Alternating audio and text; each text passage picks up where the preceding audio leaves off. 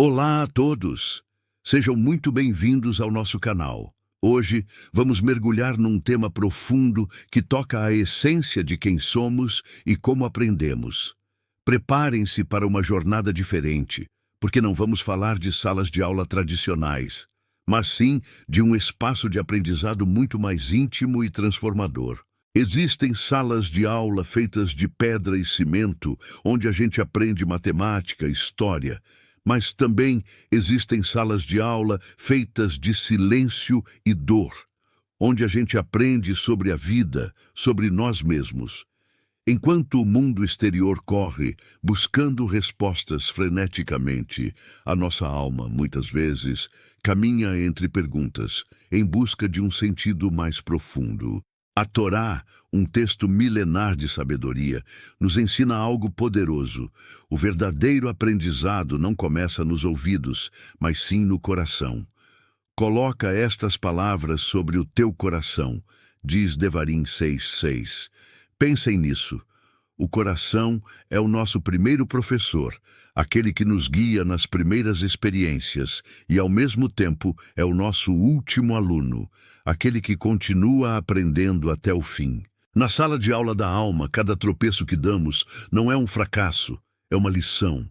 Cada momento de espera, por mais difícil que seja, é uma prova de paciência e fé. E cada perda, por mais dolorosa que pareça, é uma nova e inesperada oportunidade de ouvir aquela voz que, acreditem, nunca grita, mas está sempre nos chamando, nos convidando a crescer. E falando em coração, vamos aprofundar um pouco mais nessa ideia. O Talmud, outro texto fundamental da tradição judaica, nos diz algo muito simples, mas extremamente impactante. Aquele que deseja ser sábio, volte-se para o coração. Parece óbvio, né? Mas na correria do dia a dia, quantas vezes a gente realmente faz isso? No clássico livro Deveres do Coração, o sábio Rabbeinu Barriá, de forma brilhante, explica que existem dois tipos de sabedoria. Tem a sabedoria dos olhos, aquela que nos permite ver o mundo exterior, observar, analisar o que está fora de nós. E tem a sabedoria do coração, que é muito mais profunda, aquela que revela o nosso mundo interior, que nos permite entender quem somos, o que sentimos, o que nos move. Imaginem só. O nosso coração humano é como se fosse a mesa onde a nossa alma se senta para estudar. E cada emoção que sentimos, cada uma delas, é um mestre. Pensem na tristeza. Ela nos ensina a sensibilidade, a empatia, a reconhecer a nossa própria humanidade e a dos outros. A raiva, muitas vezes vista de forma negativa, nos ensina sobre limites, sobre o que não aceitamos, sobre o que precisamos proteger. A alegria nos ensina a gratidão, a celebrar os bons momentos, a valorizar o que temos. E o medo, esse sentimento tão primordial, nos ensina algo fundamental: a fé. A fé em algo maior, a fé em nós mesmos, a fé de que vamos superar. Mas aqui vem o desafio. A maioria de nós foge dessa sala de aula. Por quê? Porque a sabedoria da alma não vem acompanhada de aplausos, de reconhecimento público, de diplomas brilhantes. Ela vem com o silêncio, com a paciência, com a humildade de aceitar que não sabemos tudo e que o aprendizado é contínuo. É um processo que exige tempo e entrega. O Zohar, um texto místico profundo, nos revela uma verdade surpreendente. Mais precioso é o espírito quebrantado do que o ouro. O que isso significa? Que um coração que foi partido, que experimentou a dor, a vulnerabilidade, é o altar onde o Criador habita. É nesse espaço de fragilidade que a verdadeira conexão, a verdadeira força interior pode nascer e florescer. Não é fugindo da dor que crescemos, mas sim permitindo que ela nos ensine, nos molde e nos transforme. A alma é a nossa eterna discípula. Ela está sempre pronta para aprender, sempre aberta para as lições da vida, não importa o quão desafiadoras elas sejam. É no silêncio do nosso ser, na introspecção, que encontramos as respostas mais verdadeiras e profundas. Não precisamos buscar em grandes eventos ou em lugares distantes. As grandes lições estão nas pequenas coisas, nos nossos sentimentos, nas nossas reações, na forma como lidamos com os altos e baixos da nossa jornada. Então, o convite que deixo para vocês hoje é este. Permitam-se entrar nessa sala de aula da alma. Não fujam dos sentimentos difíceis, mas os abracem como mestres. Deixem que a tristeza ensine a sensibilidade, que a raiva estabeleça seus limites, que a alegria celebre a gratidão e que o medo fortaleça a sua fé. Cada experiência, cada emoção é uma oportunidade de crescimento. Se você está buscando profundidade, se está procurando respostas para as grandes perguntas da vida, então este é o lugar certo. Vamos mergulhar em um tema que é a essência de tudo, o nosso próprio caminho de aprimoramento e a sabedoria que nos guia. Preparem-se, porque a conversa de hoje promete transformar a maneira como vocês enxergam suas próprias vidas. Vamos começar essa jornada juntos. Bem, estamos na parte 3 da nossa conversa e o tema é poderoso, o caminho do autoaperfeiçoamento. Eu quero que vocês respirem fundo e se conectem com essa ideia. Imagina que a sua vida é uma jornada e cada dia é uma oportunidade para você se tornar a sua melhor versão. Não é sobre perfeição inatingível, mas sobre progresso, sobre evolução contínua. É uma caminhada interior, um processo profundamente pessoal e introspectivo. O rabino Moshe Chaim Luzzatto, uma mente brilhante e autor do clássico Caminho dos Justos, nos oferece uma imagem linda para entender esse processo. Ele descreve a jornada espiritual como uma verdadeira escada de refinamento. Pensa nisso, uma escada, degrau por degrau, te elevando. E quais são esses degraus, vocês perguntam? O primeiro é a Zehirut, que podemos traduzir como atenção ou vigilância. É estar presente, consciente dos seus pensamentos, das suas ações, do seu impacto no mundo. É como acender uma luz interna e começar a observar tudo com mais clareza. Você já parou para pensar o quão automático vivemos muitas vezes?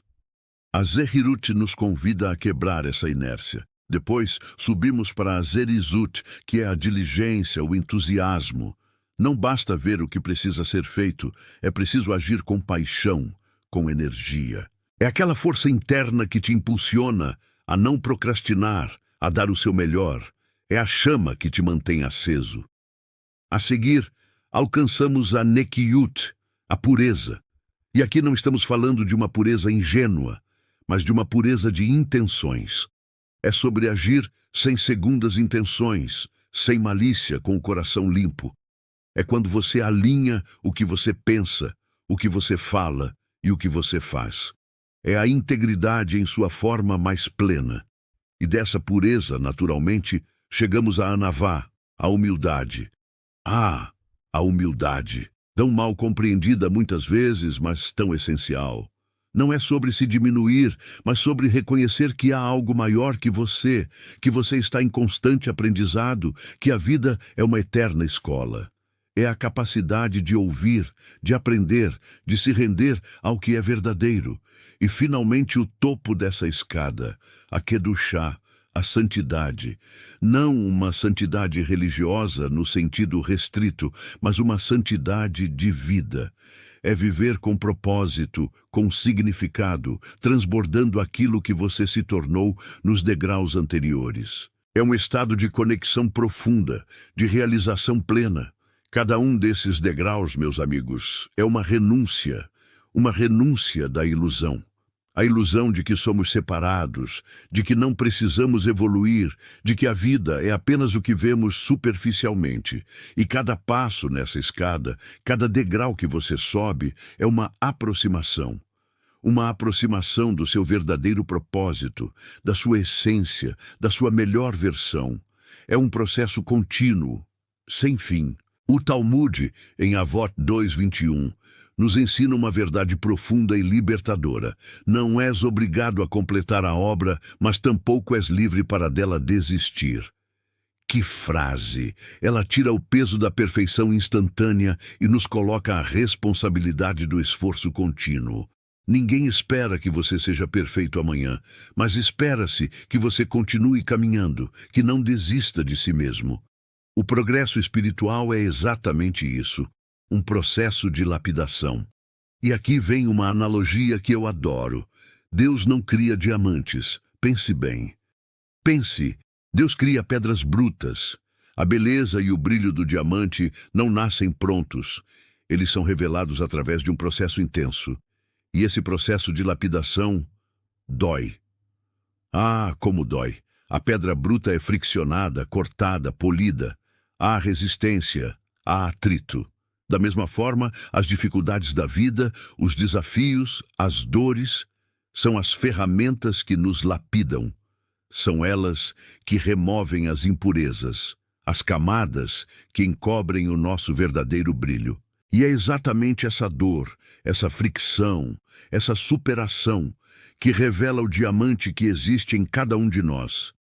Não fujam da lapidação, abracem-na, pois ela é o caminho para o seu brilho mais autêntico. Se você se identificou com essa busca, com essa vontade de se lapidar, deixa um like aqui no vídeo e comenta qual degrau você sente que está trabalhando mais agora. Agora, meus amigos, vamos para a parte 4, o Conselho dos Justos. E aqui o tom muda um pouco. Saímos da introspecção para a revelação, para a sabedoria ancestral que nos guia. Pense nos momentos em que você se sentiu perdido, sem saber qual caminho seguir. Não é nessas horas que buscamos uma voz de sabedoria, alguém que já passou por onde estamos passando? O livro Conselho Extraordinário nos lembra de algo muito potente.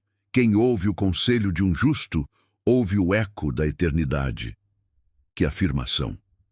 Não é apenas uma voz, é um eco de verdades que resistiram ao tempo, que foram testadas e comprovadas. Na rica tradição da Torá, a figura do tzadik, o justo, é central. Mas quem é esse tzadik? Não é alguém perfeito, inatingível.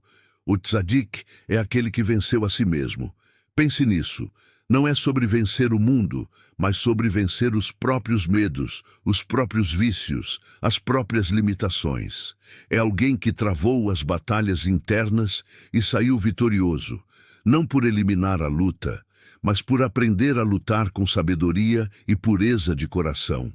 E o verdadeiro conselho, aquele que realmente importa, não vem de teorias mirabolantes, não vem de livros apenas.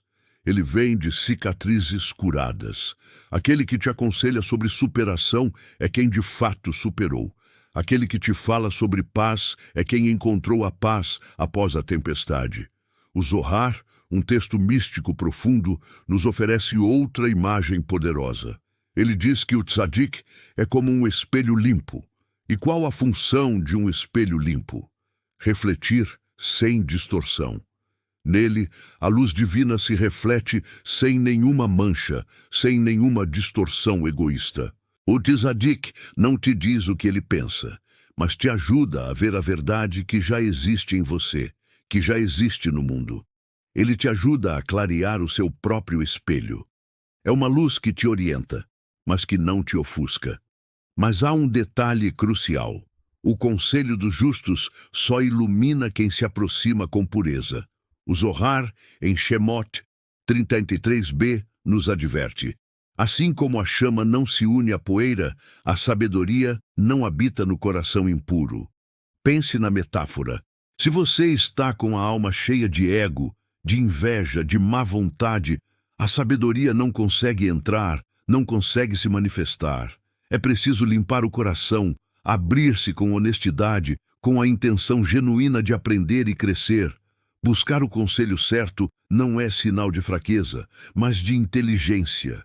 É encontrar atalhos no caminho da alma. Sabe aquele mapa que você precisa para chegar a um tesouro? O conselho dos justos é esse mapa, mas ele só se revela a quem aceita ser guiado, a quem está disposto a deixar o ego de lado e ouvir. É uma entrega humilde ao conhecimento que já trilhou caminhos que você ainda vai percorrer. É a sabedoria de quem vê mais longe, de quem já experimentou a lapidação e emergiu com mais luz.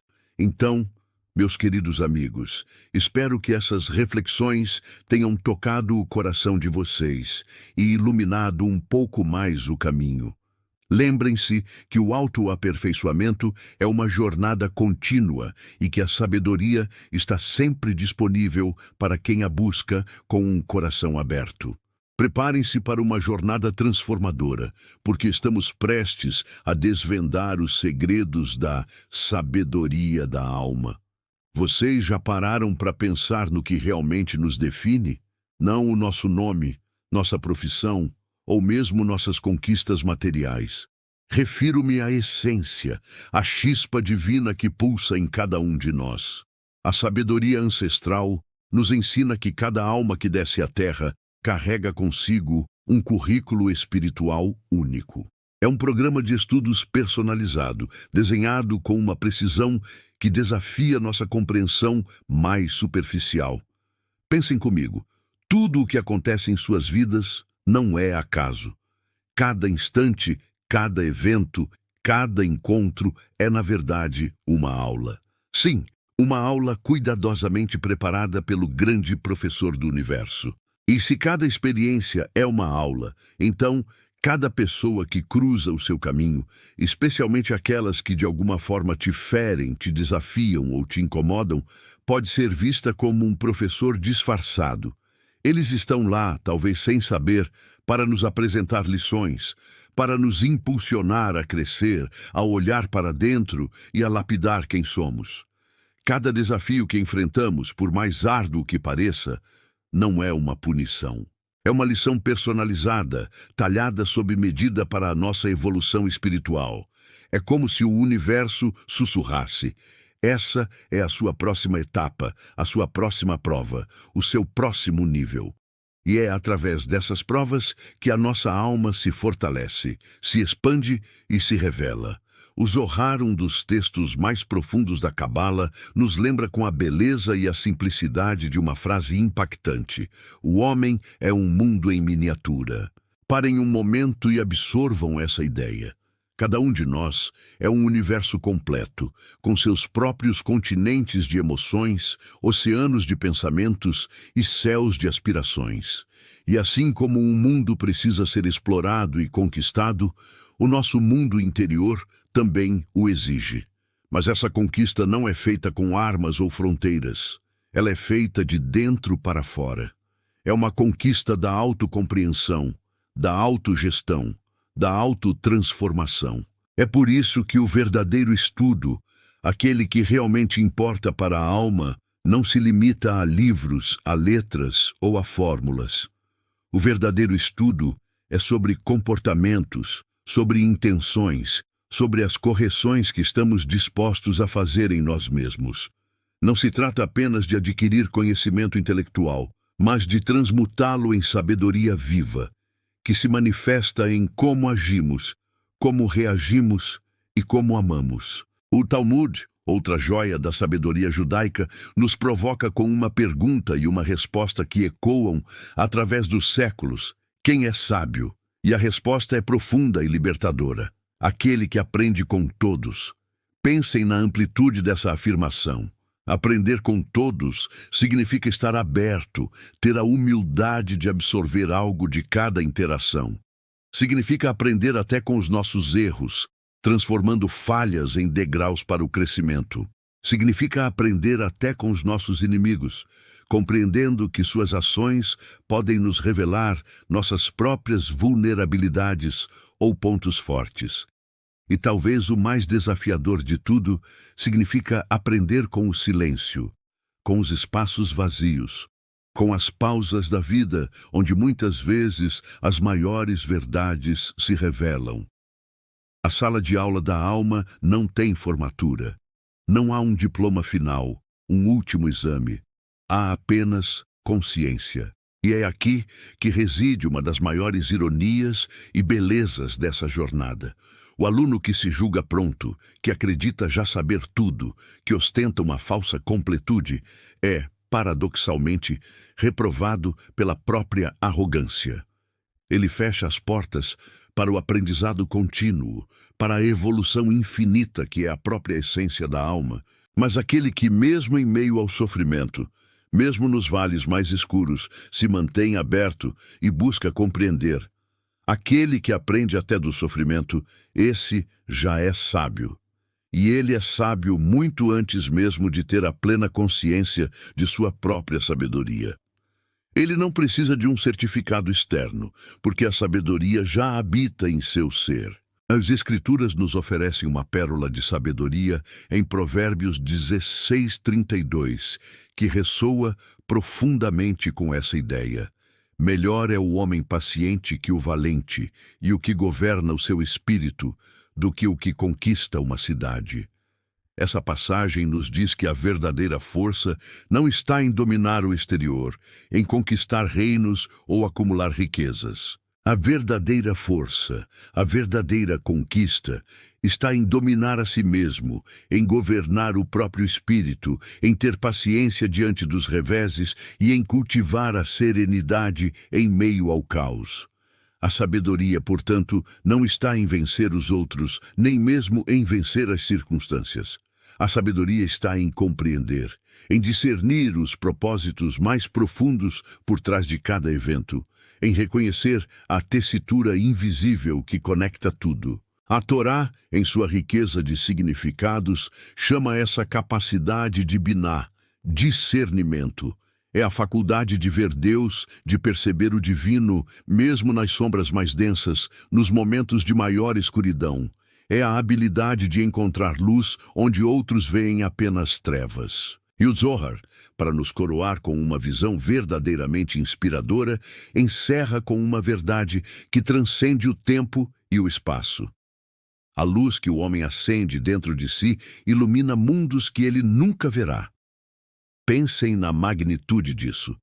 Cada ato de bondade, cada pensamento elevado, cada passo em direção à sua própria verdade acende uma luz não apenas em você, mas em esferas de existência que estão além da nossa percepção imediata. Nossas ações, nossas intenções, nossas transformações pessoais têm um impacto que se irradia para muito além do nosso pequeno eu. Porque a alma não se forma em templos de pedra, nem nas páginas empoeiradas de livros antigos. A alma se forma na escola da vida, nessa vasta e contínua jornada. E nessa escola, o professor, o mestre supremo, é o próprio Criador. E a lição mais profunda, a matéria essencial, o currículo central de tudo o que vivemos e experimentamos, é o amor. O amor em todas as suas manifestações.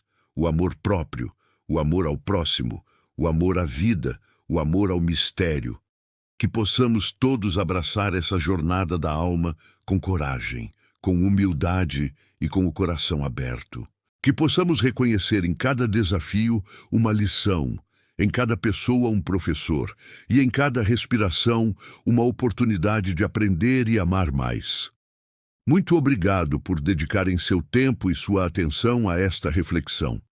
Se esta mensagem ressoou com você, deixe seu like, inscreva-se no canal para mais conteúdos como este e compartilhe com aqueles que você acredita que também precisam ouvir essa sabedoria.